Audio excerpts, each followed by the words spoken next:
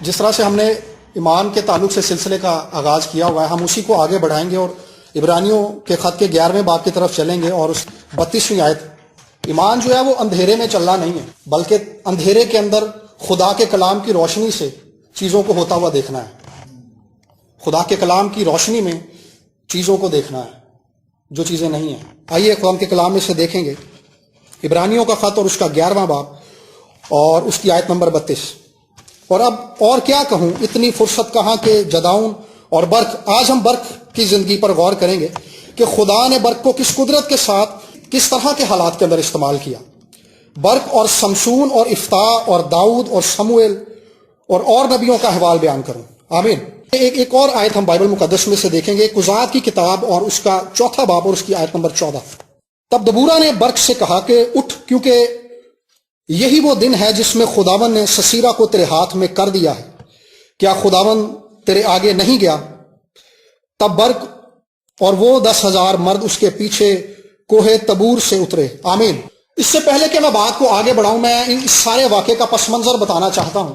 جس زمانے کے اندر خدا نے برق کو برپا کیا بنی اسرائیل کے اندر، اس زمانے کے اندر بنی اسرائیل جو تھے شدید پستی کے اندر گر چکے تھے، اور کنانی لوگ جو تھے انہوں نے اس قدر بنی اسرائیلیوں پر ظلم کیا تھا کہ ان کے اندر یہ خیال بھی نہیں تھا کہ ہم کنانیوں کے ساتھ جنگ کر کے ان سے جیت بھی جائیں گے. یہ خیال سوچنا بھی ان کے لیے محال تھا. یعنی اس قدر وہ پست ہو چکے تھے. اور اس کی وجہ یہ تھی کہ بنی اسرائیل نے بت پرستی شروع کر دی تھی. اور قضات کی کتاب کو جب ہم پڑھتے ہیں تو اس میں ہم دیکھتے ہیں کہ قضات کی کتاب کے اندر جب بھی بنی اسرائیلیوں نے خدا سے منہ موڑ کر بت پرستی شروع کر دی تو اس وقت کیا ہوا، خدا نے غیر قوموں کو بنی اسرائیل پر چڑھا دیا. اور پھر جب یہ توبہ کرتے ہیں تو پھر خدا ان کو بحال کر دیتا ہے. تو اب پھر سے یہ پستی کے اندر گھرے ہوئے ہیں بنی اسرائیلی، اور انہوں نے توبہ کی ہے تو خدا نے ان کے اندر سے دبورا نبیہ کو اٹھایا ہے اور برق کو اٹھایا ہے. اور حالات ایسے ہیں کہ بنی اسرائیل پر کنانیوں نے اس قدر ظلم کیا ہے، اس قدر ان کو اپنے ظلم سے ان کو پامال کر دیا ہے کہ ان کے حوصلے پست ہو چکے ہیں. ان کے اندر زندگی کو آگے بڑھانے کی خواہش ختم ہو گئی ہے.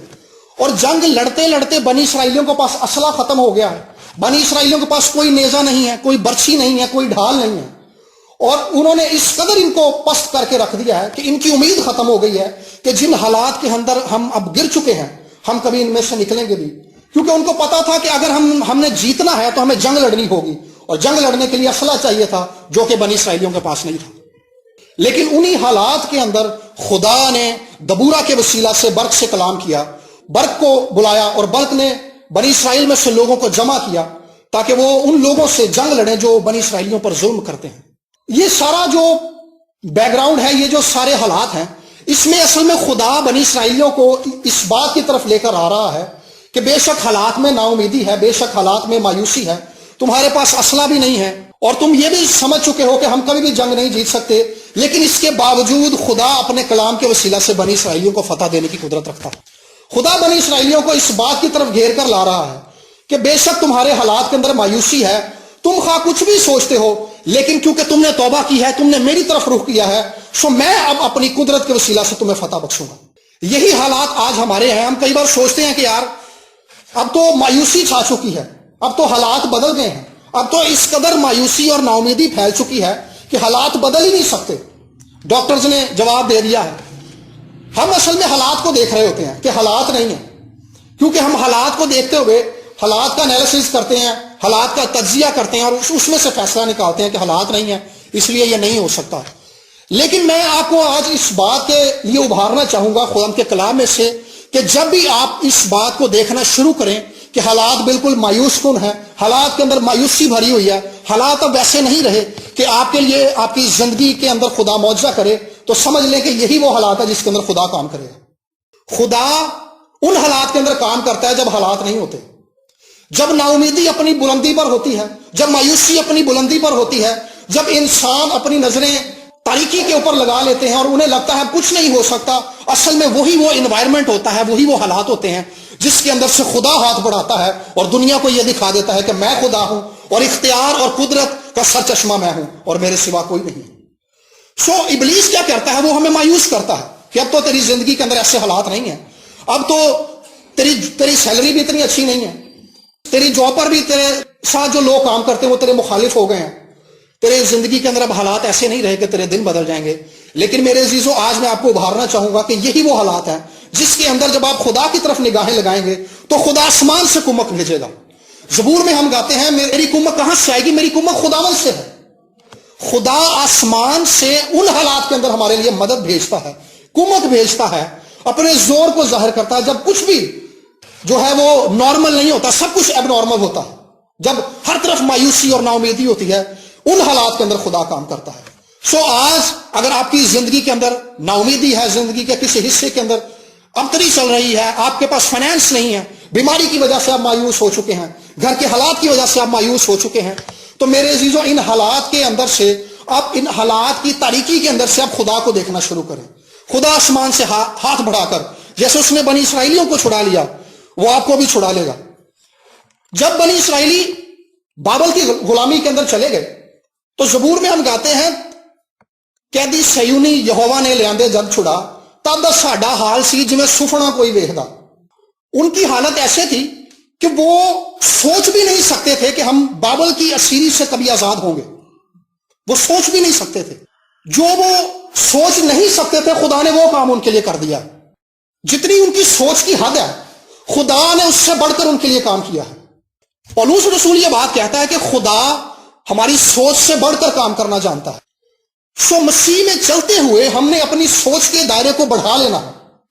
جس قدر ہم اپنی سوچ کو پھیلا سکتے ہیں مسیح میں چلتے ہوئے کہ خدا ہمارے لیے یہ کام کر سکتا ہے، خدا اس سے بڑھ کر کام کرے گا۔ یہ پولس بائبل مقدس میں لکھتا ہے۔ ہم نے جب بائبل مقدس کو پڑھنا ہے، بائبل مقدس کے وعدوں کو پڑھنا ہے، تو اس کے وسیلہ سے ہم نے اپنی سوچ کو پھیلانا ہے خدا کے حضور میں۔ ہم اپنی کوشش سے اور اپنے علم سے، اپنے علم کی وسعت سے اپنی سوچ کو پھیلا نہیں سکتے، کیونکہ انسانی علم اور انسانی سوچ محدود ہے، لیکن خدا کا کلام لامحدود ہے۔ جب ہم اس کلام کے دھارے کے اندر سوچنا شروع کرتے ہیں تو ہماری سوچ پھیل جاتی ہے، کیونکہ خدا کا کلام ہماری سوچ کو پھیلا رہا ہوتا ہے۔ اس کلام کے پیچھے خدا ہے اور یہ خدا کا کلام ہے۔ جب ہم اس کلام کی سوچ میں بہنا شروع کر دیتے ہیں تو اصل میں ہم خدا کے ہاتھ کے نیچے آ جاتے ہیں، خدا کا ہاتھ ہم پر بڑھ جاتا ہے، اور خدا ہر طرح کی مایوسی اور نا امیدی کو بدل کر امید اور زندگی بخش دیتا ہے۔ اور اسرائیلی جو تھے مایوسی کے اندر گر گئے تھے، وہ سوچ بھی نہیں، تصور بھی نہیں کر سکتے تھے کہ ہم کبھی بابل کی سیری سے نکلیں گے بھی، لیکن خدا نے اپنے لوگوں کے لیے یہ کام کر دیا کہ بادشاہ نے ایک دن خود ہی اعلان کر دیا۔ دانیل نے دعا کی کہ خداوند 70 برس پورے ہو گئے ہیں، تو نے یرمیا کی معرفت کلام کیا تھا کہ 70 سال بعد تو پھر سے یروشلم کو بحال کر دے گا، پھر سے ایک بار بنی اسرائیل کو اسیری سے واپس لے آئے گا۔ تو خدا نے بادشاہ کے دل میں یہ بات ڈال دی اور بادشاہ نے خود ہی یہ اعلان کر دیا کہ جتنے لوگوں کو ہم لوگ اسیر کر کے لائے تھے وہ سب اپنے ملک کے اندر چلے جائیں، آج سے وہ آزاد ہیں۔ یہ خدا کے کام کرنے کا طریقہ ہے۔ کئی بار ہم اپنی کوشش پر اور اپنی ایفرٹ پر دھیان لگا رہے ہوتے ہیں کہ میں تو یہ بھی کر سکتا ہوں، میں یہ بھی کر سکتا ہوں، لیکن جو کچھ ہم کر سکتے ہیں ہم وہ بھی کر لیتے ہیں، لیکن پھر بھی ہم ناکام ہو جاتے ہیں۔ خدا اصل میں ہمیں یہ بات سکھانا چاہتا ہے کہ تیری کوشش اور تیری صلاحیت ٹھیک ہے میں نے تجھے دی ہے، لیکن تیری کوشش اور تیری صلاحیت سے بڑھ کر بھی ایک ذات ہے اور وہ میری ذات ہے۔ میں حالات کے اندر کام کروں گا، میں لوگوں کو، دلوں کو بھی تیرے لیے بدل سکتا ہوں۔ چند دن پہلے پاشا شہزاد نے ایک بڑی خوبصورت گواہی مجھے سنائی، بلکہ جب ہم کشمیر میں تھے تو اس کا بارہا انہوں نے ذکر کیا کہ ایک بھائی ان کے پاس آیا اور اس کے اپنے باس کے ساتھ بڑے اختلافات ہو گئے اور حالات ایسے ہو گئے کہ اس کو یقین ہو گیا کہ مجھے دفتر سے نکال دیں گے۔ وہ پاسٹر صاحب کے پاس آیا، اس نے کہا پاسٹر صاحب میرے دفتر کے اندر حالات ایسے ہیں کہ وہ مجھے نکال دیں گے، لیکن میں ایمان رکھتا ہوں کہ جب ہم دونوں مل کر دعا کریں گے تو خدا میرے باس کے دل کو بدل دے گا۔ وہ بندہ آیا اور اس نے پاسٹر صاحب سے ایک اور بڑی عجیب بات کی، اس نے کہا جی میں دعا کروانے نہیں آیا، میں آپ کے ساتھ مل کے دعا کرنے آیا ہوں۔ اس نے کہا میں صرف اس بات کے لیے آیا ہوں کہ دعا میں کروں گا، آپ نے میرے ساتھ ایمان میں کھڑے ہونا ہے۔ ان دونوں بھائیوں نے دعا کی اور اگلے دن جب وہ بھائی دفتر گیا تو باس نے اس کے لیے پیغام پہلے سے بھیجا ہوا تھا کہ جب وہ بندہ آئے تو اس کو میرے کمرے میں بھیجنا۔ وہ خیر باس کے کمرے میں چلا گیا، اس نے اس کو ایک لیٹر دیا اور اس لیٹر میں یہ لکھا ہوا تھا کہ اس بندے کا پروموشن ہو گیا اور اس کی تنخواہ بھی بڑھ گئی۔ یہ خدا کے کام کرنے کا طریقہ تھا۔ جہاں پر ہماری سوچ اور ہماری کوشش ختم ہو جاتی ہے اصل میں وہیں سے خدا کام کرنا شروع کرتا ہے۔ کئی بار خدا ہمیں اسی لیے پست کر دیتا ہے، ہمیں اسی لیے زندگی کے اندر ہار جانے دیتا ہے تاکہ ہم خدا کی قدرت کو دیکھ لیں کہ خدا ہمارے لیے کیا کر سکتا ہے۔ ہمیں خدا زندگی کے اندر اس موڑ پر لے آتا ہے کہ ہم ہتھیار ڈال دیتے ہیں. ہمیں سمجھ آ جاتی ہے کہ اب میں ہار چکا ہوں اور اب میں اپنی کوشش سے کچھ نہیں کر سکتا. ہم نے اپنی ساری ایفرٹ بھی کر لی ہوتی ہے, ہم نے اپنے سارے لنکس کو بھی استعمال کر لیا ہوتا ہے, ہم نے اپنا سارا زور لگا لیا ہوتا ہے, لیکن ہم ہار جاتے ہیں. اصل میں جب ہم ہار جائیں اس وقت وہ مقام ہوتا ہے جہاں پر خدا چاہتا ہے کہ ہم خدا سے کہیں کہ خداوند آسمان سے میرے لیے مدد کو بھیج دیں. اور جب ہم مایوسی اور نا امیدی کے اندر خدا پر دھیان لگاتے ہیں اور خدا سے کہتے ہیں تو مدد بھیج, اصل میں یہ ہم اس نا امیدی کے اندر خدا کی مدد کے طلبگار ہوتے ہیں.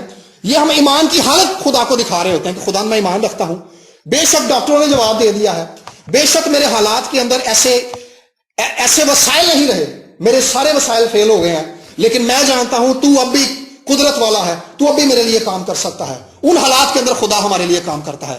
جیسے اس نے بنی اسرائیل کو اس حالت سے نکال لیا جب وہ سوچ بھی نہیں سکتے تھے کہ وہ غلامی میں سے نکلیں گے, خدا نے اس حالت کے اندر سے ان کو نکال لیا. خدا اس حالت کے اندر سے ہمیں بھی نکال لے گا. ایک بڑا خوبصورت انگلش کا گیت ہے کہ جب ہم ہار جائیں اور جب ہم پست ہو جائیں, جب ہم شکست کھا جائیں اور ہم اپنی زندگی سے مایوس ہو جائیں اور جب کچھ نہ رہے ہمارے ہاتھ میں, سمجھ لیں کہ خدا معجزہ کرنے والا ہے. ہم مسیحی ہیں اور ہم معجزات پر اسی لیے ایمان رکھتے ہیں کیونکہ ہم زندہ خدا کو مانتے ہیں. ہم جس خدا کو مانتے ہیں اس نے موت کو شکست دی ہوئی ہے. موت کے آگے اس دنیا کا ہر ایک لیڈر اور ہر ایک طاقتور بادشاہ ہارتا آیا ہے, لیکن میرے اور آپ کے یسوع نے موت کو بھی شکست دے دی ہے. اس نے موت کو شکست دے کر یہ ثابت کر دیا ہے کہ میرے لیے کچھ بھی مشکل نہیں ہے, میں سب کچھ کر سکتا ہوں. خدا ہمارے لیے سب کچھ کر سکتا ہے, بشرطے کہ ہم مایوسی اور نا امیدی کے حالات کے اندر اپنی نگاہیں خدا کی طرف لگائیں اور ایمان سے اس کی قوت کو اپنی زندگی کے اندر ریسیو کریں اور اس سے کہیں کہ خداوند اپنی قدرت اور اپنے زور کو میری زندگی کے اندر انڈیل, تاکہ میں اپنی خاندان کے اندر, اپنی زندگی کے اندر, اپنے ملک کے اندر تیری قدرت کو دیکھوں اور حالات کو بدلتا ہوا دیکھ لوں. پچھلے سال کے اندر ایک دن میرا بھائی بہت بیمار ہو گیا اور میں اسے ہاسپٹل لے کر گیا اور میرے پاس پیسے نہیں تھے اس کی دوائی کے لیے. خیر ڈاکٹر نے دوائیاں لکھ دی اور دوائیاں لکھوا کر ہم گھر آ گئے اور اسے وامٹنگ ہو رہی تھی اور اس کا پیٹ بھی بہت خراب تھا. اور جیسے ہی میں گھر آیا تو میرے ابو نے مجھ سے کہا کہ بیٹا میری انسولین آنے والی ہے. میں نے کہا جی شام کو آ جائے گی. پیسے میرے پاس نہیں تھے. میں جانتا تھا کہ یہ مایوسی ہے, یہ نا امیدی ہے, انہی حالات کے اندر خدا کام کرتا ہے. ٹھیک آدھے گھنٹے کے بعد ایک بھائی ہمارے گھر آئے اور انہوں نے دعا کرنا شروع کی اور دعا کے اندر خدا کی گہری حضوری ظاہر ہوئی. اور جب ہم دعا کر رہے تھے میں نے خداوند سے کہا, میں نے کہا خداوند تجھے پتا ہے کہ میں نے اپنی موٹر سائیکل کے ہیڈ کا کام بھی کروانا ہے, میرے پاس اس کے لیے بھی پیسے نہیں ہیں, مجھے اس کے لیے بھی پیسے دے. اور جیسے ہی وہ بھائی دعا کر کے جانے لگا, اس بندے نے جانے لگے مجھے 10,000 روپے دیا. میں نے اسے نہیں بتایا, نہ اپنا مسئلہ بتایا, نہ اسے اپنی پرابلم بتائی, بلکہ اس نے مجھے یہ بات کہی کہ دعا کے اندر خدا نے مجھ پر یہ بات ظاہر کیا کہ میں آپ کو 10,000 روپے دے سکتا. یہ خدا کے کام کرنے کا طریقہ تھا. خدا نا امیدی کے اندر کام کرتا ہے, خدا مایوسی کے اندر کام کرتا ہے. آپ نے حالات سے مایوس نہیں ہونا, آپ نے حالات سے نا امید نہیں ہونا, بلکہ جب آپ کو لگے کہ اب میں ہار گیا ہوں, اب میری کوشش بیکار ہو گئی ہے, سمجھ لیں کہ اب آسمان سے مدد آنے والی ہے آپ کے لیے, کیونکہ وہی وہ وقت ہوتا ہے جب خدا کام کرتا ہے. اور یہ جو برق کی اور کینانیوں کی جو جنگ ہے یہ بڑی عجیب جنگ ہے. میں نے اس چیپٹر کو کئی بار پڑھا اور میں حیران اس بات سے تھا کہ اس واقعے کے اندر ایسی کیا خاص بات ہے کہ برق کا ذکر ایمان کے سورموں کے اندر ہوا ہے. جنگ تو یہ عام ہے, لیکن اس سارے واقعے کے اندر 5ویں چیپٹر کے اندر دبورا نے ایک گیت گایا ہے جنگ کو جیتنے کے بعد. اس گیت کے اندر چند وہ کڑیاں ہیں جس کے اندر سے اس واقعے کی تلخیوں کا اندازہ ہو جاتا ہے کہ حالات کس قدر مایوس کن تھے اور کس طرح کے حالات کے اندر برق نے بنی اسرائیلیوں کے 10,000 مردوں کو جمع کیا ہے. اور آپ دیکھیں کہ مایوسی اور نا امیدی کی کیفیت اس قدر زیادہ ہے کہ سارا بنی اسرائیل نہیں آیا, دان کا قبیلہ نہیں آیا اور کچھ لوگ نہیں آئے جنگ لڑنے کے لیے. اس کی وجہ یہ تھی کیونکہ ان کو پتا تھا کہ حالات کے اندر مایوسی بھری پڑی ہے, ہمارے پاس تو اسلحہ نہیں ہے, ہم جنگ کیسے جیتیں گے, ہمارے پاس تو ریسورسز نہیں ہے جنگ لڑنے کے لیے. لیکن برق جو ہے ہمیں جنگ کے لیے جمع کر رہا ہے. اور برق نے ایک بڑا عجیب کام اور کیا ہے. برق نے عجیب کام یہ کیا ہے کہ برق نے دبورا سے کہا ہے, دبورا نے جب اس سے کہہ دیا کہ تو لوگوں کو جمع کر ہم جنگ لڑنے جائیں گے, دبورا نبیہ تھی, تو برق نے اس سے کہا کہ میں تب تک جنگ میں نہیں جاؤں گا جب تک تو میرے ساتھ نہیں چلے گی. اصل میں مسیح کے ساتھ چلتے ہوئے جو چیز ہمیں کمزور کرتی ہے, دور حاضر کے اندر یہ چیز بہت زیادہ غالب ہے, وہ اپنی مشہوری اور اپنی پروموشن کی خواہش ہے. موجودہ دور کے اندر جو بھی کوئی کام کرنا چاہتا ہے وہ سمجھتا ہے کہ میں فوراً سے مشہور ہو جاؤں. کوئی خدمت کا آغاز کرتا ہے, کوئی گانا شروع کر دیتا ہے, کوئی بھی کام کوئی کرنا شروع کر دیتا ہے. جس کے پاس کوئی بھی ٹیلنٹ ہوتا ہے اس کی یہ بھرپور کوشش ہوتی ہے کہ میں فوراً سے مشہور ہو جاؤں. اگر وہ گاتا ہے تو وہ گانے والے لوگوں کو دیکھتا ہے کہ یہ کس قدر مشہور لوگ ہیں, کس قدر بلند پایا لوگ ہیں, اپنے فن کے اندر یہ کس قدر ماہر ہیں. تو ان کو یہ نہیں پتا ہوتا کہ اس جگہ پر پہنچنے کے لیے اس نے پہلے کن حالات کے اندر سے گزر کر وہ اس جگہ پر پہنچا ہے. خدا کے کلام کے اندر لکھا ہے کہ جو شہر چٹان پر ہے وہ چھپ نہیں سکتا. آپ اگر آج فیس بک کو دیکھ لیں تو پاسٹر شہزاد کہتے ہیں کہ فیس بک جو ہے وہ پاسٹروں کا مینا بازار ہے. پاسٹر کوئی کام کر رہا ہے, وہ کھانا کھا رہے ہیں, وہ دو لوگ مل کر کھڑے ہوئے ہیں تو وہ آپ کو تصویریں کھینچ کے لگا دیں گے. جبکہ ہم اگر ان ابتدائی لوگوں کو دیکھیں جنہوں نے آغاز کے اندر انجیل کی منادی کی ہے, سادھو سندر سنگھ ہے, بھائی بخت سنگھ ہے یا اور لوگ ہیں, انہوں نے اس زمانے کے اندر خدمت کا آغاز کیا تھا جب ریڈیو بھی نہیں تھا. ریڈیو اس کے بعد آیا ہے, ٹی وی بھی نہیں تھا اس وقت, لیکن اس کے باوجود ان کو پوری دنیا جانتی تھی. اس کی وجہ کیا تھی؟ یہ لوگ خدمت کرتے تھے اور پوری دیانتداری کے ساتھ اور پورے خلوص کے ساتھ اور پوری لگن کے ساتھ انہوں نے اپنی زندگیاں خدا کے ساتھ گزارنے کا عہد باندھا ہوا تھا. انہوں نے اگر خدمت کی ہے, خدمت کے اندر دکھ سہا ہے تو پورے دل کے ساتھ سہا ہے, پوری جان فشانی کے ساتھ انہوں نے خدمت کی ہے. کلام میں لکھا ہے کہ تو تھوڑے میں دیانتدار رہا ہے, تجھے میں زیادہ چیزوں کا مختار بناؤں گا. جو حصہ خدا نے خدمت کا ہمیں دیا ہوا ہے وہ خواہ کلیسیا میں کوئی بھی ہے, اگر ہم جوتیاں اٹھاتے ہیں یا دریاں جمع طے کرتے ہیں یا خدمت کا کوئی بھی حصہ ہم سیکورٹی میں کھڑے ہوتے ہیں یا ساز بجاتے ہیں یا کوائر کے اندر گاتے ہیں, ہم دعا کرتے ہیں یا ہم عبادت میں شریک ہوتے ہیں, ہمارا خدمت کے اندر کوئی بھی حصہ ہے, ہم ہدیے سے اپنا حصہ پیش کرتے ہیں, ہمارا خدمت کے اندر کوئی بھی حصہ ہے, جو حصہ ہمیں خدا نے دیا ہے, جب ہم اس حصے کو دیانتداری کے ساتھ کرتے ہیں تو خدا خود بخود ہی ہمیں پھیلا دیتا ہے. جب خدا دیکھتا ہے, لکھا ہے کہ جو تو تھوڑے میں دیانتدار رہا ہے, خدا پہلے تھوڑا دے کر ٹیسٹ کرتا ہے کہ یہ تھوڑے میں دیانتدار ہے یا نہیں ہے, پھر خدا پھیلاتا ہے تو تھوڑے میں دیانتدار رہا ہے, تجھے میں زیادہ چیزوں کا مختار بناؤں گا. آج ہم پہلے سے ہی بہت زیادہ کی طرف نظریں لگا لیتے ہیں. زیادہ کی طرف دیکھنا ضروری ہے, لیکن جو کچھ خدا نے ہمیں بخشا ہوا ہے, اگر ہماری خدمت صرف گھر بیٹھ کر دعا کرنے کے لیے ہے, شفایتی دعا کرنے کے لیے ہے, تو اگر ہم اسی خدمت کو دیانتداری کے ساتھ کر لیں تو اس کے وسیلہ سے خدا کا کلام پھیل جائے گا, تو ہم نے اپنا اجر پا لیا ہے. جو حصہ خدا نے ہمیں دیا ہوا ہے ہم نے اس حصے کو دیانتداری کے ساتھ کرنا ہے, کیونکہ یہ خدا کا کام ہے, یہ خدمت خدا کی ہے. جس بندے کو خدا خدمت دیتا ہے اس کو خدمت کے لیے استعمال بھی کرتا ہے. اگر خدا نے آپ کو کچھ دیا ہے تو اسی لیے دیا ہے تاکہ آپ کو اس یوز کرے. اگر آپ کو ساز بجانے کا ٹیلنٹ دیا ہے, اگر آپ کو دعا کرنے کا بوجھ آپ کو خدا نے دیا ہے تو یہ اسی لیے دیا ہے تاکہ آپ خدا کے کھیت میں کام کر سکیں. آج میں آپ کو ابھاروں گا کہ مسیح میں چلتے ہوئے ہم نے اس بات کو بھی پہچاننا ہے کہ میری کیا صلاحیت کلیسیا کے فائدے کے لیے ہے, میں کلیسیا کے لیے کیا کر سکتا ہوں. ہم نے اس کام کو کلیسیا کے لیے کرنا ہے. ہم کئی بار سوچتے ہیں کہ میری چھوٹی سی ایفرٹ کیا کر سکتی ہے. اگر یہ دیواریں بنی ہیں تو یہ اینٹوں سے بنی ہیں, دیوار کے اندر ہر ایک اینٹ کی ویلیو ہے. اگر ایک اینٹ بھی نکالی جائے تو دیوار کمزور ہو جائے گی اور اس میں سوراخ ہو جائے گا. اسی طرح سے کلیسیا کے اندر موجود, چرچ کے اندر موجود ہر ایک بندے کی ویلیو ہے. خدا نے اس کو ایک خاص مقصد کے لیے کلیسیا میں رکھا ہوتا ہے تاکہ ایک دوسرے کے وسیلہ سے ہم ترقی پا سکیں, ایک دوسرے کے وسیلہ سے ہم مسیح کے قریب آ سکیں, ایک دوسرے کی گواہیوں سے ہم مضبوط ہو سکیں, اور ہم مل کر جب خدا کے حضور میں جھکیں تو خداوند اپنی برکت کو ہماری زندگیوں کے اندر ظاہر کر سکے. بہت سارے ایمانداروں کی روحانی ترقی کی وجہ ہی یہ ہے کہ وہ کلیسیا کے ساتھ رفاقت نہیں رکھتے. وہ سوچتے ہیں کہ شاید گھر میں بیٹھ کر آئزک ٹی وی کو دیکھ لینے سے ہماری ترقی ہو جائے گی. وہ اچھی بات ہے, ہم ٹی وی دیکھتے ہیں, سب کچھ کرتے ہیں, اگر کوئی مجبوری ہے تو یہ اچھی بات ہے کہ ہم گھر میں بیٹھ جاتے ہیں, لیکن جب ہم چرچ جا بھی سکتے ہیں اور ہم نہیں جاتے تو یہ غلط بات ہے. یہ ہم اپنی اس برکت کو روک رہے ہوتے ہیں, ہم اپنی روحانی ترقی کو اصل میں روک رہے ہوتے ہیں, ہم اس برکت سے دور ہو رہے ہوتے ہیں جو خدا نے ہمارے لیے رکھی ہوتی ہے.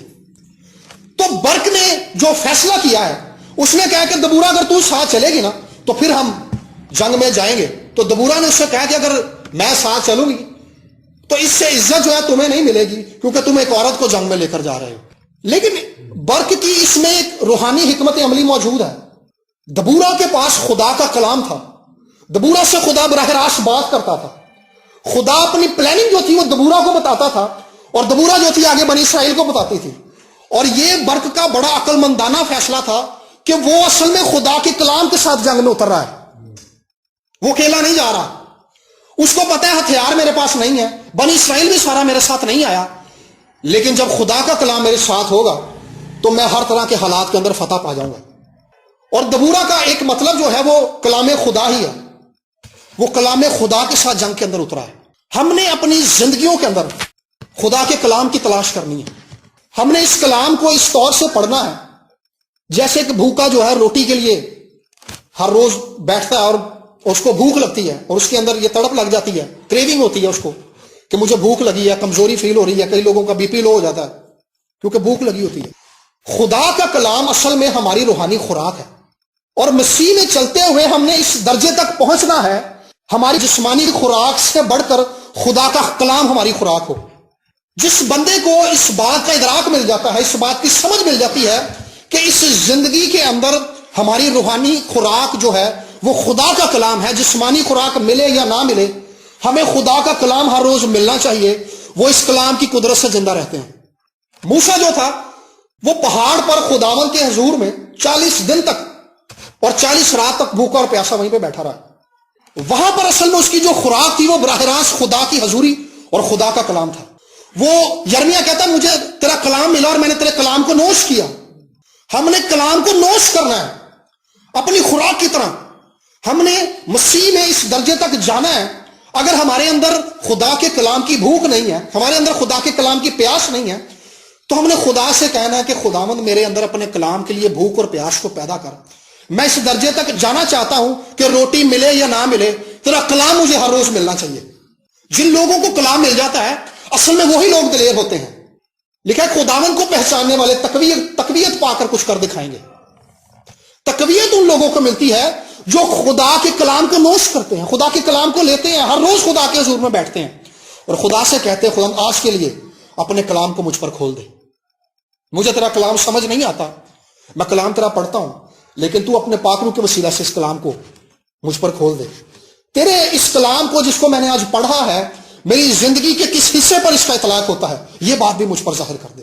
خدا ایسا کر دیتا ہے کیونکہ خدا نے اپنا کلام اس لیے نہیں دیا کہ ہمیں سمجھنا ہے، بلکہ اس نے اس لیے دیا ہے تاکہ یہ ہماری خوراک ہو اور ہم اس کے وسیلہ سے قوت پا کر ابلیس کو مغلوب کر لیں، حالات کو مغلوب کر لیں، اور برق کی طرح قوت پا کر خدا کے کلام کے وسیلہ سے ایک ایسی جنگ کے اندر اتر جائیں جس کے اندر کوئی اسلحہ ہمارے پاس نہیں ہے لیکن خدا کا کلام ہمارے پاس ہے. سیالکوٹ کنونشن کا آغاز جس خادم کی دعاؤں سے ہوا، جان ہائیڈ، وہ ایک بہت دعا گو آدمی تھا اور اس بندے کے تعلق سے یہ بیان کیا جاتا ہے. اس کا جو ملازم ہے وہ بتاتا ہے کہ جب میں جان ہائیڈ کے پاس رات کا کھانا لے کر آتا تھا تو میں نے دیکھا کہ جان ہائیڈ جو ہے وہ دعا کر رہا ہے، گھٹنے ٹیکے ہوئے ہیں، آنسوؤں کے ساتھ وہ دعا کر رہا ہے، ہاتھ اٹھائے ہوئے اس نے. تو کہہ رہا ٹرے میں کھانا تھا، میں نے ٹیبل پر رکھ دیا. کہہ رہا میں نے کہا وہ دعا سے جب بیدار ہوں گے تو خود ہی کھانا کھا لیں گے. وہ صبح پھر آیا ناشتہ لے کر. کہہ رہا میں نے دیکھا کہ جان ہائیڈ اسی پوزیشن کے اندر، اسی حالت کے اندر دعا کر رہا ہے، وہ رات کی ٹرے ویسے کی ویسی پڑی ہوئی ہے. یہ اس بندے کی روح داد ہے جس نے خدا کے کلام کو اپنے روزانہ کی خوراک بنا لیا. اصل میں خدا ہمیں اسی طرح سے مسیح میں ہر ایک بندے کو مضبوط کرنا چاہتا ہے. ہم کئی بار سوچتے ہیں کہ یہ خدا کا کلام جو ہے صرف چند لوگوں کے لیے، یہ چند لوگوں کے لیے نہیں، یہ ہر ایک کے لیے ہے. اسی لیے خدا نے اس کا ہماری زبان میں ترجمہ کروایا تاکہ اسے ہر بندہ پڑھے اور ہر بندہ اس کے وسیلہ سے قوت پائے اور ہر بندہ اس کے وسیلہ سے مضبوط ہو اور اپنے حالات کو مغلوب کر لے. آج میں آپ کو اس بات کے لیے ابھاروں گا اور اپنے آپ کو بھی میں اس بات کے لیے ابھاروں گا اور اپنے لیے اور آپ کے لیے بھی میرے دل میں یہی دعا ہے کہ خدا ہم سب کو اسی طور سے خدا کے کلام کا طالب ہونے کے لیے مضبوط کرے، اسی طور سے ہمارے اندر یہ بھوک لگ جائے کہ ہم خدا کے کلام کو پڑھیں تاکہ یہ کلام ہم سے بولنا شروع کر دے، یہ کلام ہم سے بات کرنا شروع کر دے، جو کچھ ہم پڑھ رہے ہیں وہ ہمیں دکھائی دینا شروع ہو جائے. اس طور سے ہم نے خدا کے کلام کو پڑھنا ہے. اور یہ جنگ جو تھی یہ بڑی عجیب جنگ تھی. اس کے اندر ہوا کیا ہے، یہ بات جو ہے یہ دبورہ کے گیت کے اندر صرف چند کڑیوں کے اندر ملتی ہے. اگر میں 5ویں باب کی 4تھی آیت کے آخری حصے کو پڑھوں تو وہاں پہ لکھا کہ تو زمین کانپ اٹھی اور آسمان ٹوٹ پڑا، ہاں بادل برسے. ہوا کیا ہے کہ بنی اسرائیلی جو ہیں وہ کوہ تبور پر چڑھ گئے ہیں، پہاڑ کے اوپر چڑھ گئے ہیں، اور جو کنانی لوگ ہیں वो वादी के अंदर है, नीचे केसून की वादी के अंदर, और उस वादी के साथ जो है एक नदी बहती है, और इनके पास असला कोई नहीं है, लेकिन ये जंग के लिए आ गए हैं। तो आसमान से तेज बारिश हुई है, और इतनी ज्यादा बारिश हुई है कि वो नदी उबल गई है, और जिस वादी के अंदर ये खड़े हुए हैं, इन लोगों के पास 900 लोहे के रथ थे, और वो लोहे के रथ जो थे, उसी दलदल के अंदर वो जब पानी बाहर आया तो बारिश की वजह से वो जो मट्टी थी वो दलदल बन गई, वो रथ उसी में फंस गए। और आगे जब हम इस वाक्य को पढ़ते हैं 20 आयत के अंदर 5वें बाब के लिखा कि आसमान की तरफ से भी लड़ाई हुई, बल्कि सितारे भी अपनी अपनी मंजिल में ससीरा से लड़े, और केसून नदी उनको बहा ले गई। यानी वही पुरानी नदी जो केसून नदी है। ऐ मेरी जान तू जोर में चल। कबूरा अपने आप से कह रही है मेरी जान तू जोर में चल, क्योंकि नदी जो है वो उबल पड़ी है। नदी का पानी इस बारिश की वजह से बाहर आ गया है, और दुश्मन के जो रथ हैं वो अब मफलूज हो गए हैं। दुश्मन अब कुछ नहीं कर पा रहा, क्योंकि उनके रथ फंस चुके हैं। दुश्मन जो अब बेबस हो गया हुआ है, और उस हालत के अंदर बनी इसराइलियों ने हमला किया। वो खौफजदा हो गए थे दुश्मन जो थे इस बात की वजह से, क्योंकि उनको समझ आ गई थी कि इन लोगों के साथ जो है खुदा जंग लड़ रहा है। वो खौफजदा हो गए थे इस बात की वजह से कि आसमान से बिजली चमक रही है और तेज बारिश हो रही है, और इतनी बारिश हुई है कि हम जो है बेबस होकर रह गए हैं। मेरे अजीजों, खुदा ने इस वाकये के अंदर से खुदा ने यह बात बनी इसराइल को सिखाई है कि तुम्हारे हथियार और तुम्हारी सलाहियतें तुम्हें जंग पर फतह नहीं दे सकती, बल्कि मेरा जोर और मेरी मदद फतह देगी। हमने हमेशा अपनी जिंदगी के अंदर खुदा की मदद के मुंतजर रहना है।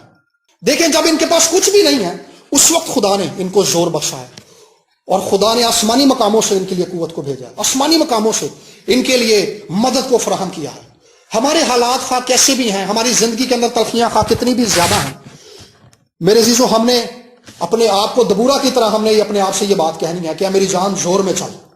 हालात खा कैसे भी हैं, ये हालात मुझे मजबूर नहीं कर सकते, ये हालात मुझे पस नहीं कर सकते। जैसे बर्क ने अक्लमंदी की और वो खुदा के कलाम के साथ जंग के अंदर उतरा है, हमने उन मसाइल के साथ जो हमें दरपेश हैं, उस जंग के साथ जो हमें दरपेश है, हमने खुदा के कलाम के साथ इस जंग के अंदर उतरना है। और जब कलाम के साथ इस जंग के अंदर उतरेंगे तो फतह यकीनी तौर पर हमारी है, क्योंकि खुदा अपने कलाम को साबित करने के लिए, अपने कलाम को पूरा करने के लिए हमेशा बेदार रहता है। वो हमेशा बेदार रहता है अपने कलाम को पूरा करने के लिए। खुदा ने यर्मिया से यह बात कही थी। यर्मिया से खुदा ने कहा तू क्या देखता है?